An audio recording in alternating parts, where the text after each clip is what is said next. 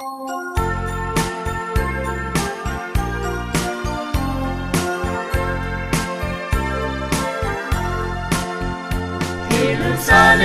là nhị phố có cho nhị cho nhị giàu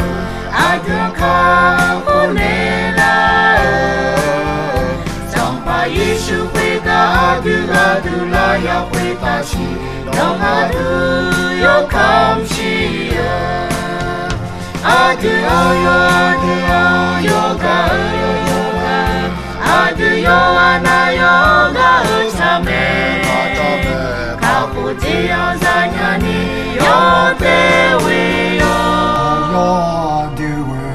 Yo ga leje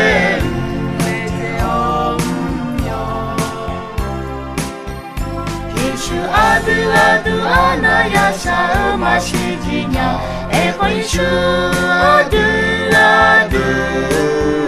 Na ya weda kamshimine adu ibaya bui No mai bui nyani Adu yoga Adu yo ana yoga chame Kaputi onzanyani yo dewe yo Yoga leje